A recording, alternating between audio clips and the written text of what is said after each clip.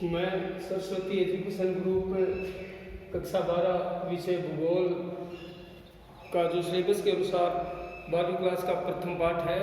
इसमें जो हमारा 12वीं क्लास बोर्ड का सिलेबस है वो जो डिवाइडेशन किया गया है उसको अपन थोड़ा सा देखते हैं। जैसे इसमें 3 पार्ट्स हैं, खंड ए, खंड ब। खंड ए ये भी 28 अंक का है और खंड ब भी 28 अंक का है। इस तरह से ये टोटल योग होता है 56 अंक का। अब 56 अंक में जो प्लस होते हैं वो 14 नंबर हैं, वो प्रायोगिक परीक्षा के होते हैं। 14 इसमें प्रायोगिक परीक्षा के हो जाते हैं, 17 अंक सॉरी प्रायोगिक परीक्षा में जो 17 अंक होते हैं 17 अंक के हो जाते हैं। और फिर 30 अंक का हमारे भूगोल में प्रायोगिक परीक्षा आयोजित की जाती है, जिसका समय निर्धारण है वो बोर्ड के द्वारा कर दिया जाता है। इस प्रकार हमारा जो सिलेबस है वो टोटल 12 क्लास का 100 अंक का होता है। 100 अंक में जो पाठ्यक्रम डिवाइडेशन है उसमें खंड ए में 28 अंक, खंड ब में 28 अंक, इस तरह से 56 ये 14 अंक 17 अंक हो गए और 30 अंक हैं वो प्रायोगिक परीक्षा आयोजन के होते हैं। अब जो हमारा जो सिलेबस दिया है खंड ए में कुल जो पाठ है, खंड ए में हमारी जो पाठ्य पुस्तक है उसमें जो अध्याय 1 है और अध्याय 1 से लेकर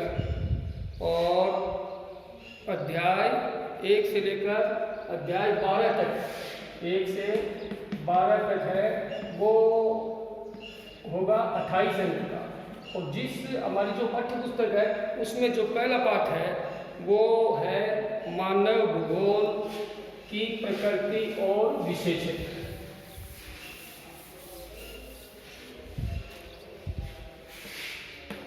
मानव भूगोल की प्रकृति व विशेषण। इसके अंतर्गत हमें देखना पड़ता है साधारणतः जो मानव भूगोल है वो भूगोल की ही एक उपशाखा है, तो मानव भूगोल की प्रकृति को पढ़ने से पहले हमारे दिमाग में ये क्लियर होना चाहिए कि मानव भूगोल की परिभाषा क्या है।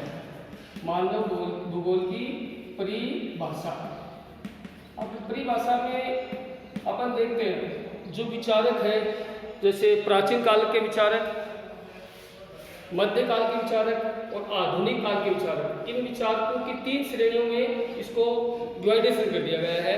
तो 3 श्रेणियों में सबसे पहले अपन ये देखते हैं कि अर्थ क्या है इसका, मानव भूगोल का अर्थ क्या है।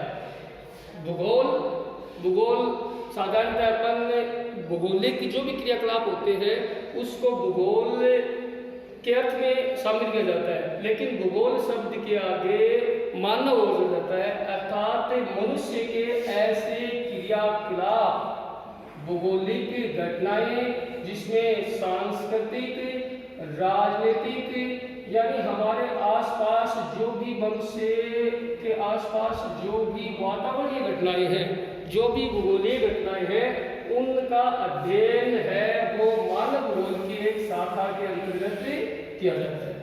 तो साधारण अर्थ में मानव भूगोल की परिभाषा यही होती है कि ऐसा भूगोल जो मानवीय क्रियाकलापों का अध्ययन है वो करवाता है। अब मनुष्य है वो एक सामाजिक प्राणी है, उसका कहीं न कहीं हमारी धूप, हमारी धरती आदि से कॉन्टेक्ट होता है। तो ऐसी स्थिति में मनुष्य के हर एक क्रियाकलापों में मानव भूगोल का अध्ययन किया जाता है। अब मानवीय जो भी क्रियाकलाप है उसको इस अध्याय में अपन देखेंगे। तो सबसे पहले इसकी अपन लेते हैं परिभाषाएं, मानव भूगोल की लेते हैं परिभाषाएं। अब ये जो परिभाषाएं हैं वो आधुनिक मानव भूगोल, आधुनिक मानव भूगोल, एक होता है प्राचीन मानव भूगोल, इन दोनों में आपसी अंतर संबंध होता है। आधुनिक मानव भूगोल में क्योंकि आज कोई भी क्षेत्र है वो एकदम लेटेस्ट बिंदु के अंतर्गत, जिसमें अपन लेते हैं वनस्पति लेते हैं, अपन मृदा लेते हैं, अपन सांस्कृतिक क्रियाकलाप लेते हैं, अपन आदिवास लेते हैं, अपन कोई भी बिंदु लेते हैं, उन बिंदु के अंतर्गत और प्राचीन मानव भूगोल के अंतर्गत कुछ स्टिक अंतर होता है। जैसे हमारा जो प्राचीन मानव भूगोल है वो एक आदिवासी रूप में देखा जाता था। प्राचीन काल में मनुष्य एक आदि स्वरूप था और धीरे धीरे जो है सभ्यता संस्कृति का प्रचलन हुआ, मनुष्य के अंदर ज्ञान की चेतना हुई, मनुष्य ने भूगोल को एक लेटेस्ट बिंदु से जोड़ा और ये जो भूगोल आते आते, प्राचीन भूगोल आते आते मनुष्य ने इतनी उन्नति और तकनीकी का विकास किया है कि आधुनिक स्वरूप उसके अंदर परिणित होने लगा है।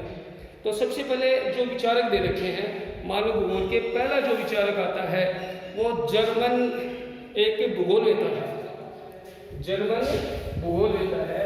यदि जर्मनी जो देश है उसका एक भूगोलवेता है, जर्मन भूगोलवेता, जिसने मानव भूगोल के अंतर्गत बड़े बड़े रिसर्च किए और अपनी विषय वस्तु उसको प्रदान किया है। उसके अंतर्गत मानव है वो समायोजन की प्रक्रिया करता है, भूगोल है वो मनुष्य के साथ समायोजन, एडजस्टमेंट, समायोजन की प्रकृति रखता है। यहाँ पर समायोजन का मतलब यह है कि जो मानव भूगोल है, भूगोल की अन्य शाखाएं हैं उनके साथ समायोजित है। एक शाखा दूसरी शाखा से अंतर संबंध है, एक शाखा दूसरी शाखा के बिना अधूरी है, एक शाखा दूसरी शाखा की पूरक है। इसके बिना उसका अध्ययन है वो करना है वो नहीं होता है। तो जर्मन भूगोलवेता ने परिभाषा दी और जर्मन भूगोलवेता का नाम है रेटजेल।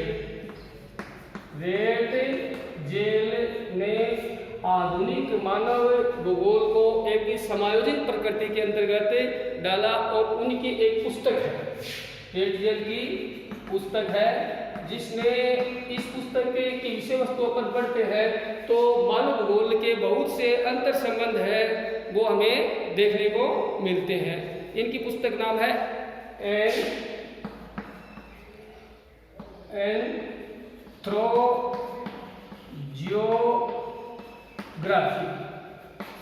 इस पुस्तक में इन्होंने मानव भूगोल की विभिन्न प्रकार की परिभाषाएं दी है और उसकी प्रकृति को वर्णित किया है और इसके विषय क्षेत्र का निर्धारण किया है। अब अपन ये देखते हैं कि रेटजेल की एक शिष्या थी, रेटजेल की एक शिष्या थी जिसका नाम था, रेटजेल की एक शिष्या थी जिन्होंने भी इस पर ज्यादा अध्ययन किया और उसका नाम था एलन और शेम्पल, एलन शेम्पल ये शिष्या थी। इसकी शिष्या हो गई रेटजेल की शिष्या हो गई। यानी रेटजेल ने जो भी मानव भूगोल में जो भी संशोधन, जो भी रिसर्च किया, जो भी अनुसंधान किया और उस अनुसंधान में इसने इनकी शिष्या एलन शेम्पल ने भी कुछ शोध कार्य किए और उन्होंने मानव भूगोल की परिभाषा दी कि मानव भूगोल है वो चंचल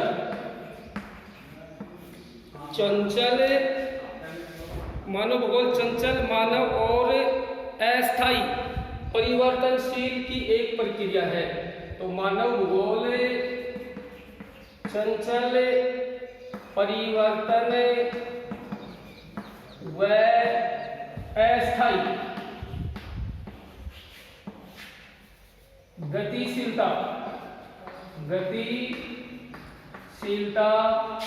की एक प्रक्रिया है। अब एलन और रेडजेल की जो परिभाषा में अपन अंतर देखते हैं, तो इन तो अंतर संबंधों का अध्ययन किया रेडजेल ने, लेकिन इनकी शिष्या एलन सैंपल ने बताया कि मानव है वो चंचल है, परिवर्तनशील है, स्थायी है, अस्थायी है और गतिशील है, अर्थात समय के अनुसार। इस परिभाषा का अपन विश्लेषण करके देखते हैं तो कहने का तात्पर्य होगा कि मानव भूगोल में समय अनुसार क्या होता है, परिवर्तन होता है। उसकी प्रकृति क्या है, स्थायी नहीं है, अस्थायी है, गतिशील है। समय अनुसार उसमें अनेक रिसर्च, शोध और अनेक टॉपिक्स और इंक्लूड होते हैं, जुड़े जाते हैं, और जिनका समय समय पर विभिन्न प्रकार के भूगोलवेताओं ने अध्ययन किया है। तो परिवर्तन है और परिवर्तनशील अंतर संबंधों का अध्ययन ही मानव भूगोल में किया जाता है। अब इसी बीच अपन एक विचारक हो रहता है विडाल डी लाप्लास, तीसरा विचारक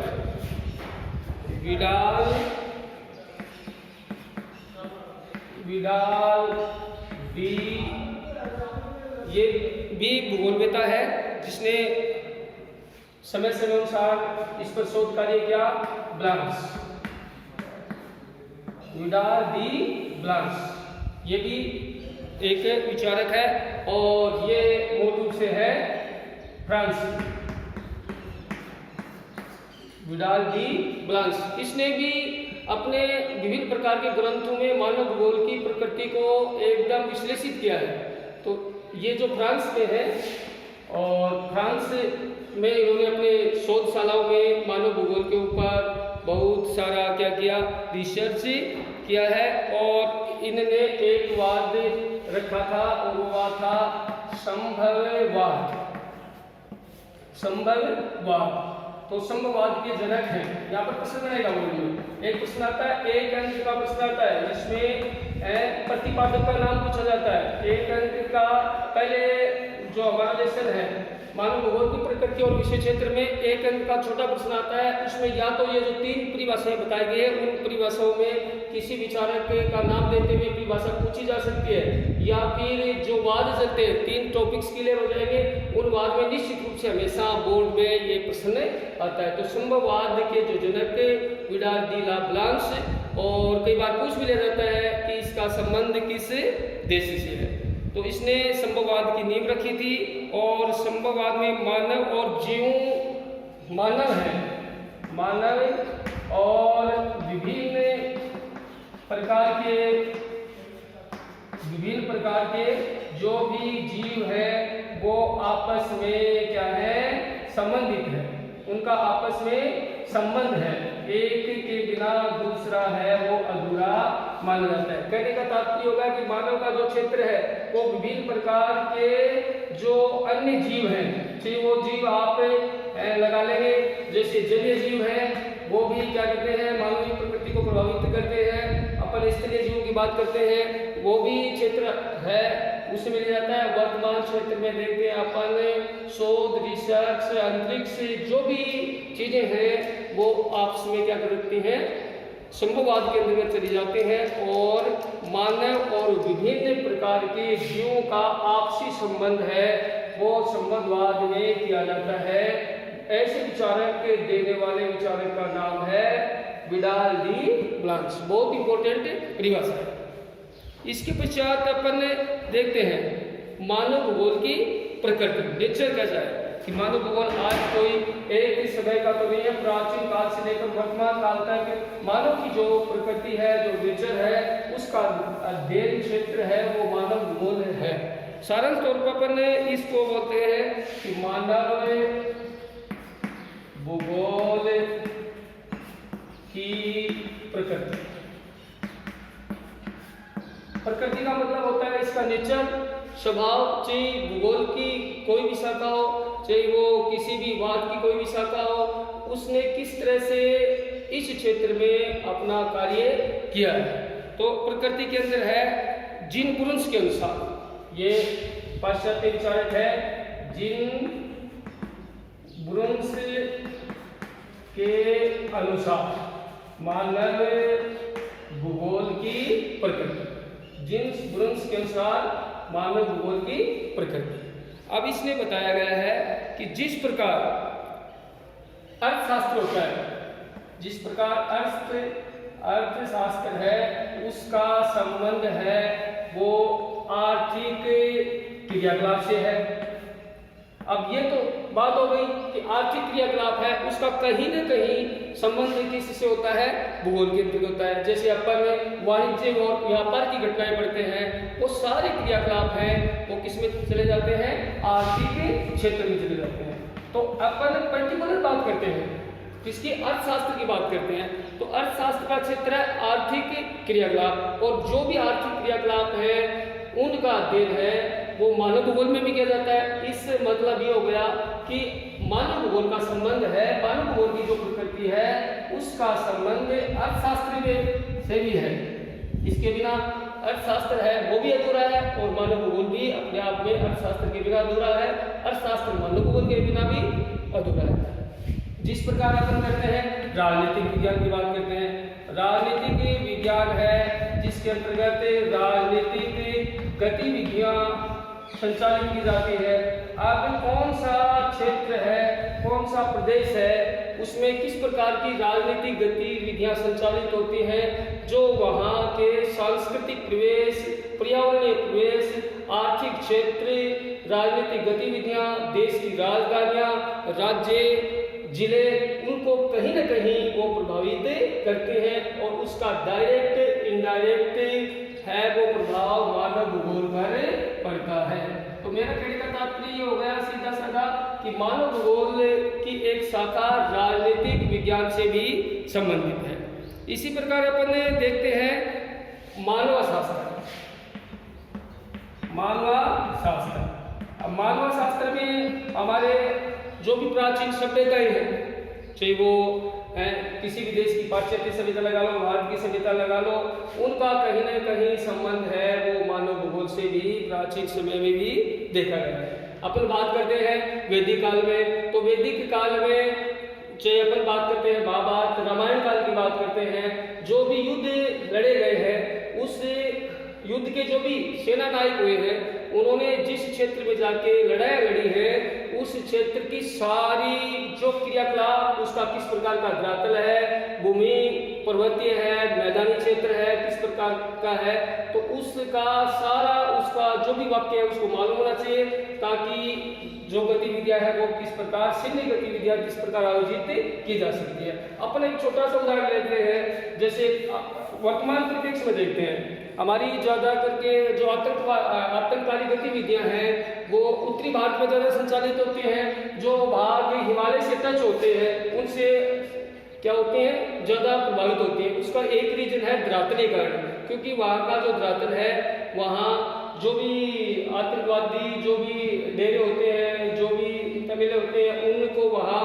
वो सभ्य करवाते हैं, ट्रेनिंग देते हैं, जिससे कोई भी देश की सीमा है वो वहाँ जाके क्या होती है, प्रभावित होती है। तो कहने का तात्पर्य हो गया है किसी भी सैन्य व्यवस्था के संचालन करने में जो मानव शास्त्र है और जो भी मानव गतिविधियां हैं, सुबह से लेकर सायंकाल तक मानव जो भी गतिविधियां पूर्ण करता है, वो सारी की सारी गतिविधियां मानव भूगोल से प्रेरित होती है, मानव भूगोल से संबंधित होती है। इस प्रकार मानव भूगोल की प्रकृति है वो अपन इसको नकार नहीं सकते हैं। मानव भूगोल की प्रकृति में अपन देखते हैं क्या, क्यों, कब, कैसे। इनका जवाब क्या, क्यों, कब, कैसे, ये सब के सब जो हमारे सामने प्रश्न आते हैं, ये सब इन प्रश्नों का समाधान है वो मानव भूगोल की प्रकृति के अंतर्गत मिलता है। तो मानव भूगोल क्या है, इसका विकास क्यों हुआ, कब हुआ, कैसी परिस्थिति में हुआ, इनका संचालन है वो मानव भूगोल की प्रकृति में किया जाता है। तो सबसे पहले जैसे अपन बात करते हैं, किसी भी चट्टानी क्षेत्र की बात कर लें, चट्टानी क्षेत्र की बात करते हैं।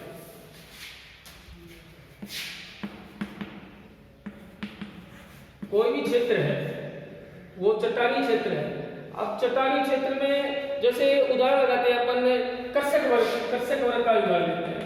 अब कर्षक वर्ग है वो डिपेंड करेगा वहां के धरातल पर कि किस प्रकार की वहां पर मृदा है, किस प्रकार का वहां पर जल स्रोत है। तो वहां का जो धरातल है वो कर्षक वर्ग को क्या करेगा, प्रभावित करेगा। अब कर्षक वर्ग प्रभावित करेगा तो कर्षक वर्ग का क्षेत्र तो सिर्फ फसल उत्पादन करने तक होता है, लेकिन उसकी संपूर्ण जानकारी है वो वहां के धरातल से ली जाती है और धरातल लेके सर्वे करने के लिए समय समय पर वहां पर किस प्रकार की चट्टानें हैं, वहां पर कौन कौन से खनिजों का दोहन किया जाता है, मृदा किस प्रकार की है, मृदा अनुपजाऊ होती है तो उपजाऊ उसको किस प्रकार बनाया जा सकता है, ये सारा का सारा जो आधारभूत स्तंभ है वहां की धरातल की चट्टानी संरचना को देखने से मिलता है। क्योंकि चट्टान है वो सबसे ज्यादा अधिक प्रभावित करती है, हमारी खनिज संपदा है वो भी इससे जुड़ी हुई है, चट्टानों से जुड़ी हुई है। तो मानव भूगोल की प्रकृति है वो कहने का तात्पर्य ये हो गया है कि क्यों,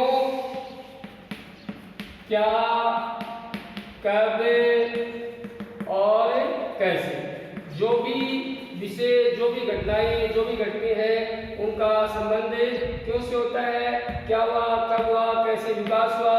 क्योंकि ये जो धरातल बना, चट्टानें बनी, वो किसी एक निश्चित समय की उपज न होकर के एक कालांतर की गतिविधियां है। क्योंकि चट्टानें बनने में, धरातल बनने में, पृथ्वी का निर्माण होने में कई सैकड़ों वर्ष से लग जाते हैं। तो इनके बारे में अध्ययन करना है वो मानव भूगोल की एक प्रकृति की ओर इंगित करता है। अब अपन देखते हैं समायोजन, एडजस्टमेंट। मानव भूगोल है वो अन्य जो विशेष क्षेत्र हैं उनका समायोजन किस प्रकार कर पाता है। समायोजन, अब समायोजन में अपन सबसे पहले देखते हैं, एक उदाहरण लेते हैं अधिवास। अधिवास और अधिवास विभिन्न प्रकार की अपन देखते हैं। जो प्राचीन जनजातियां हैं, प्राचीन जो भी जनजातियां हैं, वैसे प्राचीन जनजातियों का अपन अध्ययन है वो हमारे अध्याय 2 में प्राचीन जनजातियों का जो भी ज्यादा विश्लेषण किया गया है वो अध्याय 2 में किया गया है कि हमारे प्राचीन जनजातियां जैसे राजस्थान से रिलेटिव रखने वाली लेते हैं अपन भील का उदाहरण लेते हैं। भील का हो गया। अब भील का अधिवास है वो किस क्षेत्र में है और उनका समायोजन है वो अपने जीवन संचालन में भील किस प्रकार करते हैं। ये एडजस्टमेंट करना, आपसी अंतर संबंध करना, अपनी आर्थिक क्रियाकलापों को वहां के धरातल से जोड़ना, वहां की परिस्थितियों से जोड़ना, भूगोल के अंतर्गत समायोजन की प्रक्रिया कहलाती है। और समायोजन की प्रक्रिया है वो एक लंबे समय की उपज होती है। क्योंकि मनुष्य जिन परिस्थितियों में रहता है, जिन अधिवासों में अपनी आवासीय बस्तियां बनाता है, जंगलों में रहता है, पहाड़ों में रहता है, तो वो वहां के जो स्थानीय धरातल जिसको कहे उनके साथ एडजस्टमेंट करता है। उनके पास क्या यातायात के साधन है, किस प्रकार की मृदा में रह रहा है, किस प्रकार की फसलों को वो बो पाता है, उसका उत्पादन किस प्रकार होता है, उत्पादन हो जाता है तो वो किस प्रकार अपनी फसल को मंडियों तक पहुंचाता है। तो सारा का सारा जो व्यापार क्षेत्र है, जो वाणिज्य क्षेत्र है, उसका समायोजन है वो विभिन्न क्षेत्रों में देखने को मिलता है। तो कहने का तात्पर्य है मानव भूगोल की प्रकृति है वो एक समायोजन की प्रकृति है, उसको हर एक क्षेत्र में समायोजन करना पड़ता है। इसके पश्चात अपन देखते हैं अगला जो बिंदु, हमारा तीसरा बिंदु इसी लेसन का स्टार्ट होता है वो है मानव भूगोल का विशेष क्षेत्र। मानव भूगोल है वो प्रकृति है, प्रकृति में तो हमें यही देखना पड़ेगा क्यों, क्या, कब, कैसे, जो भी घटनाएं घटी हैं मनुष्य के सामने, जो भी घटनाएं घटी हैं, जो भी अधिवास बने हैं, जो भी उसने अपनी स्थायी और अस्थायी बस्तियों का निर्माण किया है वो समायोजन की प्रक्रिया कहलाती है। अब इसके पश्चात अपन देखते हैं मानव भूगोल का विशेष क्षेत्र। मानव भूगोल का विशेष क्षेत्र, कोई भी विषय होता है उसका एक निश्चित एरिया होता है जिसके अंतर्गत वो अपनी पृष्ठभूमि विकसित करता है। उसी प्रकार हमारा जो मानव भूगोल है इसका भी एक निश्चित विषय क्षेत्र होता है। इसके अंतर्गत जो प्रथम बिंदु अपन देखेंगे जनसंख्या। जनसंख्या यानी मानव भूगोल का विषय क्षेत्र का पहला जो बिंदु होता है वो जनसंख्या का है। और इस जनसंख्या के अंतर्गत पूर्ण पाठ भी आएगा। पूरा का पूरा अध्याय है कि जनसंख्या को कौन कौन से फैक्टर है वो प्रभावित करते हैं। जनसंख्या है वो अन्य जो भी मानव भूगोल की प्रकृति से किस प्रकार प्रभावित होती है। तो इसके अंतर्गत अपन पढ़ेंगे, क्रमबद्ध पढ़ते जाएंगे। जैसे जनसंख्या का वितरण। अब जनसंख्या का वितरण का मतलब फैलाव। किसी क्षेत्र में जनसंख्या अधिक है, किसी क्षेत्र में जनसंख्या कम है, ये जनसंख्या क्या कहलाता है? वितरण कहलाता है। अपन भारत देश के संदर्भ में बात करते हैं, मैदानी क्षेत्र की बात करें। मैदानी क्षेत्र की बात करें, अपन ने बात करें पहाड़ी क्षेत्र की बात करें, दोनों का तुलनात्मक अध्ययन करें तो हमें ये विदित हो जाता है कि पहाड़ी क्षेत्र की जनसंख्या है वो मैदानी क्षेत्र से क्या है? कम है। क्योंकि मनुष्य के पास जो भी साधन सुविधाएं, जल, यातायात के साधन, उनका रहन सहन आदि जो फैक्टर है वो किसी न किसी रूप से प्रभावित होते हैं। तो ये वितरण है वो समान नहीं है। चाहे भारत के संदर्भ में ले लें, चाहे राजस्थान के संदर्भ में ले लें, चाहे विश्व के संदर्भ में ले लें, जो जो क्षेत्र होते हैं जहां जहां मैदानी क्षेत्र मिलेंगे वहां जनसंख्या का दबाव है और अधिक देखने को मिलता है। तो जनसंख्या के अंतर्गत आता है वितरण। तो वितरण है वो क्या होता है? असमान वितरण है। कहने का तात्पर्य हो गया असमान वितरण। फिर है जन समूह है। जन समूह है का तात्पर्य होता है कि जो भी जातियां हैं, चाहे आप आदिवासी ले लो, जनजातीय ले लो, वर्तमान कहें विकसित जाति ले लो, तो वो अपना एक समूह बनाती हैं। चाहे द्रविड़ जन समूह लगा लो, नागा जन समूह लगा लो, तो एक उनका एक अपना समूह होता है। और जनसंख्या में जनसंख्या समूह में ये क्लियर कर दिया जाता है कि फलाने क्षेत्र में, फलाने प्रदेश में जो जन समूह बना होता है उसमें किस किस समुदाय की जनसंख्या कितनी है। ये होते हैं जन समूह। फिर होते हैं प्रवास। प्रवास और आप्रवास, इसका अपन डिटेल से अध्ययन करेंगे। एक अध्याय दिया हुआ है, अपन जो ही क्रमबद्ध पढ़ते चले जाएंगे आगे। तो प्रवास, आप्रवास, इसमें अंतर क्या होता है और प्रवास आप्रवास को किस प्रकार जो भी क्रियाकलाप है वो प्रभावित करते हैं। और इस अध्याय में हमें नंबर मिलेंगे 3 अंक। बोर्ड का 3 अंक का बिंदु है ये। तो इसका विस्तृत अध्ययन है वो आगामी जो भी अध्याय दिए हैं उस अध्ययन को क्रमानुसार पढ़ते चले जाएंगे और अध्ययन करते चले जाएंगे। इसके बाद इसमें दिया है कि प्रजातिगत गतिविधियां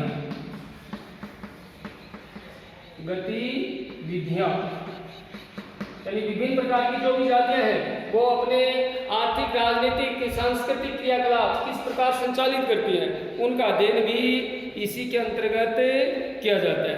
तो ये हो गए जनसंख्या। जनसंख्या के अंतर्गत अपन करेंगे वितरण, जन समूह है, प्रवास, जन घनत्व है, ज्यादा क्यों है, कम क्यों है, क्या रीजन है, उसके कारण लिखिए। मैदानी क्षेत्रों में जनसंख्या का दबाव अधिक है, 2 कारण दीजिए। प्रश्न का जो आंसर है वो हमारे दिमाग में एक बार आ जाता है कि मैदानी क्षेत्रों में जनसंख्या का दबाव ज्यादा है, इसके 2 रीजन दे दिया, अपन पक्ष में तर्क दे देंगे। पहाड़ी क्षेत्रों में जनसंख्या का दबाव कम है, 2 विपक्ष में तर्क दीजिए, अपन लिख देंगे। यहाँ पर हमें इस बिंदु को क्लियर करने से लगभग जहाँ तक मेरा मानना है और हमारा जो सिलेबस है वो 2 अंक कहीं न कहीं हमें किसी न किसी पार्ट से रिलेटेड मिलेगा। ये जो पहला पार्ट है मानव भूगोल की प्रकृति और विशेष क्षेत्र, ये पूरा का पूरा पार्ट है। आगामी जो अपन पार्ट पढ़ेंगे 24 पार्ट पढ़ेंगे, उन पाठों में कहीं न कहीं प्रत्यक्ष और अप्रत्यक्ष रूप से संबंध रखता है। इसके प्रत्याश में दूसरे देखते हैं प्रदेश की प्राकृतिक संरचना।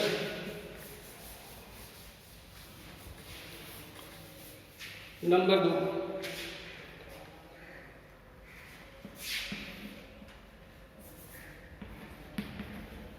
प्राकृतिक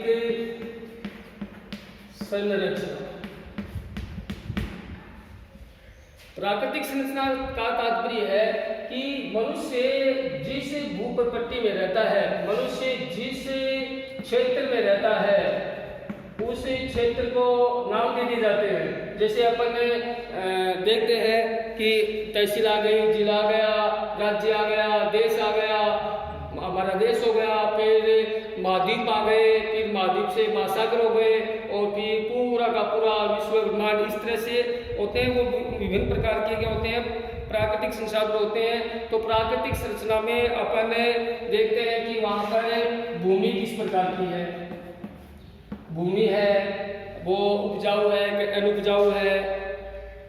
उसके अंतर्गत जल के क्या स्रोत होते हैं, इनका अध्ययन किया जाता है कि वहाँ पर जल की प्रकृति कैसी है, खारा जल है कि मीठा जल है, कि मैदानी क्षेत्रों में नलकूपों से सिंचाई होती है, कि वो जैसे नहरों का माध्यम बनाया जाता है, या नलकूप विधियाँ होती हैं, इस प्रकार के होते हैं। वन क्षेत्र है वो विभिन्न कटिबंधों में बना हुआ है। राजस्थान के संदर्भ में अपने वन क्षेत्रों का अलग से अध्ययन करेंगे। भारत के क्षेत्रों में विभिन्न प्रकार के जो वन हैं उनका अलग से पाठ दिया हुआ, उसमें अध्ययन करेंगे। वहाँ की जो भी खनिज संपदा है उनके अंतर्गत है वो अध्ययन किया जाता है। खनिज संपदा मैंने पहले बता दिया है किस पर निर्भर करती है, पृथ्वी की आंतरिक संरचना पर निर्भर करती है, चट्टानीय क्षेत्र पर निर्भर करती है। ये सब बातें हैं। इसका अध्ययन मानव भूगोल का एक विषय क्षेत्र है कि वहाँ की प्राकृतिक संरचना कैसी है, उसके अंतर्गत किया जाता है। अब अपन ये जो बिंदु है, ये जब अंत में हमारा सिलेबस पूर्ण हो जाएगा तो अपन किसी क्षेत्र का सर्वेक्षण करते हैं, और उस सर्वेक्षण क्षेत्र में कोई अपन किसी क्षेत्र को चिन्हित करते हैं, और उस चिन्हित किए गए क्षेत्र में अपन जाकर प्रत्यक्ष में एक डायरी बनाएंगे, और डायरी में वहाँ के उस क्षेत्र की, उस गांव की पूरी लोकेशन लिखते हैं, उसकी प्राकृतिक संरचना कैसी है। तब भी इन बिंदु की भूमि, जल, वन, खनिज, इन बिंदु को हमारे उस वर्ग ग्रुप में हमें सम्मिलित करना पड़ेगा। फिर है सांस्कृतिक वातावरण, तीसरा बिंदु सांस्कृतिक वातावरण। सांस्कृतिक वातावरण है वो मानव भूगोल का संबंध है। विभिन्न प्रकार की प्रजाति रहा है समय समय पर। अपन भारत के संदर्भ में देखते हैं, भारत देश में समय समय पर विभिन्न प्रकार की जातियां आई, और उनका अपना एक कल्चर था, अपना एक रहने का ढंग था, और वो ढंग किसी न किसी रूप में उस क्षेत्र को प्रभावित किया है। जैसे मोटे तौर पर देखें कि फ्रांसीसी आए, डच आए, अंग्रेज आए, उनकी जो भी सांस्कृतिक जो भी कल्चर है, उस कल्चर पर भारत के विभिन्न क्षेत्रों में और उनकी जो कल्चर का है वो प्रभाव एकदम परिलक्षित हुआ। आज भी अपन कुछ सांस्कृतिक गतिविधियां हैं जो विभिन्न प्रकार की जो विदेशी जातियां हैं उन जातियों से ग्रहण करते हैं, और वो आज हमें कुछ सांस्कृतिक तत्व है वो आदर्श रूप में है, और कुछ को अपन धीरे धीरे एक नेगेटिव रूप से उसको ले रहे हैं। तो उसका भी आगे समाधान है, क्योंकि मनुष्य में जीव ज्ञान की चेतना बढ़ी है, और हमारे सांस्कृतिक जो वातावरण है वो किस प्रकार विश्व मंच पर एक क्रिएटिव दे सके, इसके लिए अपन विभिन्न प्रकार के जो क्षेत्र है उन पर सर्च और शोध कार्य किए हैं, जो सांस्कृतिक क्षेत्र को बढ़ावा देते हैं, और हमारी जो प्राचीन सांस्कृतिक क्रियाकलाप है उनको किस प्रकार प्रभावित करते हैं। तो सांस्कृतिक वातावरण में भी इसका अध्ययन किया जाता है। अब ये थोड़ा सा टॉपिक हो गया, वो कल इसको क्लियर करेंगे। धन्यवाद।